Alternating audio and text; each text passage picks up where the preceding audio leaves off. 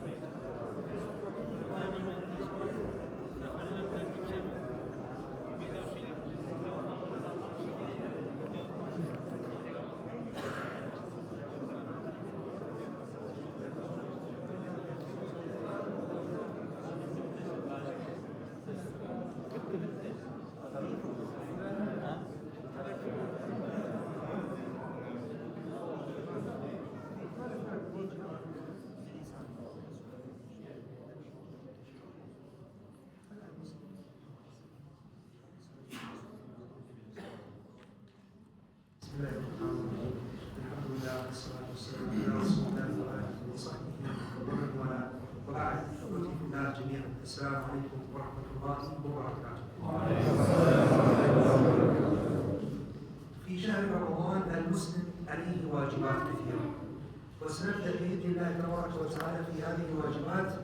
وأول واجب يجب أن نذكره هو الصيام، فربنا تبارك وتعالى فرض علينا الصيام وقال: يا أيها الذين آمنوا كتب عليكم الصيام، أي فرض عليكم الصيام. Cemaat Urazlar boyunda Allah Teala'nın bize bilgen fazlarından korkular. Hamdülillah Allah Teala o'z Qur'onida shunday deydi: ey iymon keltirganlar, sizga uroza farz etildi.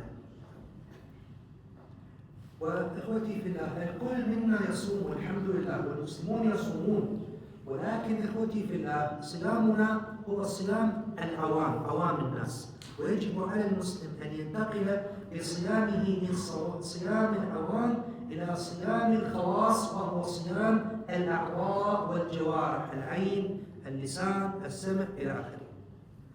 Cemaat bütünümüz uroza tutamiz. Hamda bütün Müslümanlar uroza tutadi. Hamda bütünümizning urozamiz g'aniy kishilarning urozasi kabi. Hamda biz g'aniy kishilar kabi, hamda biz xos kishilar kabi uroza tutadigan ishimiz. Hamda ular o'zimizgina tugul, hamda bizni a'zolarimiz hem kullarımız, oyalarımız, dillerimiz bilen orası tutar işimiz. قال عليه الصلاة والسلام رب صائم ليس له من صيامه إلا الجوع والعطش.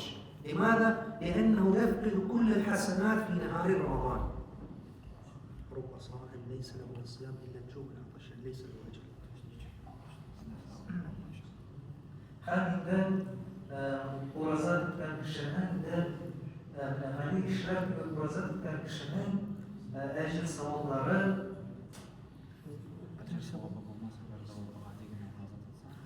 ecir savunları bulmaz eğer bu gani kişiler gibi uğraza tutmamışsa. Hem de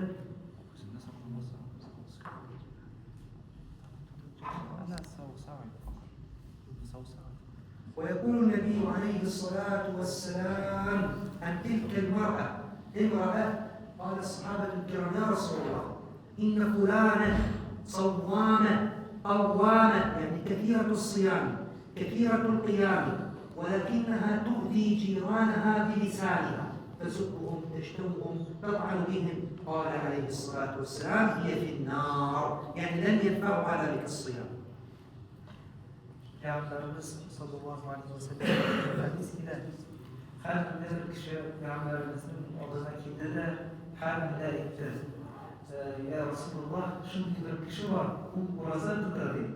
Her bile şimdi uğraza tutar hem bütün ecir savabların işlediği.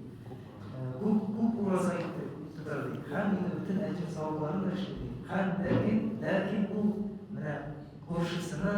kurşusuna ziyan getirdi. Hem şimdi Peygamberimiz etti, anın uğruna cehennemde demektir.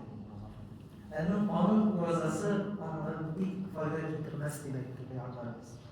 وقال عليه الصلاة والسلام من لم يدع قول الزور يعني الكذب قول الزور والعمل به ليس لله شأن أن يدعه أو ليس لله حاجة أن يدع طعامه وشرابه.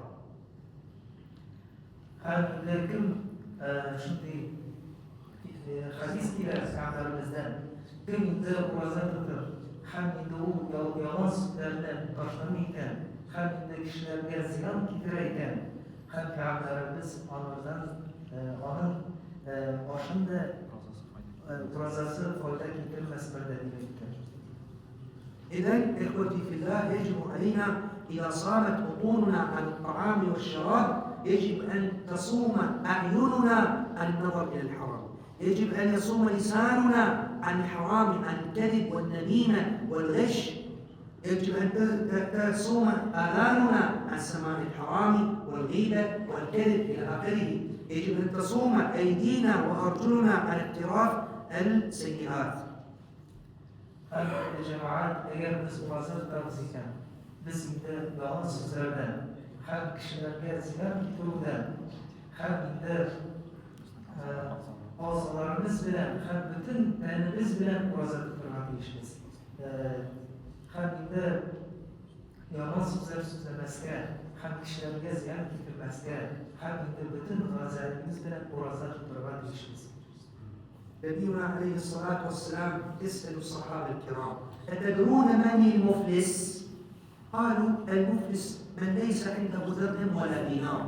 قال لا المفلس من يأتي يوم القيامة بصيام وصدقة وقيام ويأتي وقد ضرب هذا وشتم هذا وأكل مال هذا فيأخذ هذا من حسناته وهذا من حسناته ثم يلقى في النار. Peygamberimiz sallallahu aleyhi ve sellem etti sahabelerine. Siz bankrot kişi doğrusunda bilesiniz mi diyekti.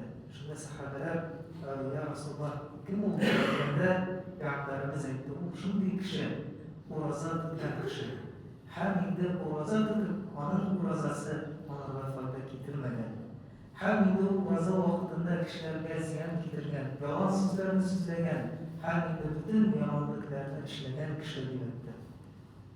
اللهم إنا نسألك إيمانا دائما وقلبا خاشعا ويقينا صادقا وعملا متقبلا ودعاء مستجابا ولسانا ذاكرا وجسدا على البلاء صابرا، ونسألك رزقا حلالا طيبا. اللهم إنا نسألك العافية من كل بلية، ونسألك تمام العافية، ونسألك دوام العافية، ونسألك الشكر على العافية، ونسألك الغنى عن الناس. اللهم يا غني يا حميد، يا مبدئ يا معيد، يا غفور يا ودود، يا رحيم يا ودود، يا كريم يا ودود، أغننا بحلالك عن حرامك، وبطاعتك عن معصيتك، وبفضلك اللهم عمن سواك. اللهم أغننا بالعلم، وزينا بالحلم، وأكرمنا بالتقوى، وجبلنا بالعافية برحمتك يا أرحم الراحمين.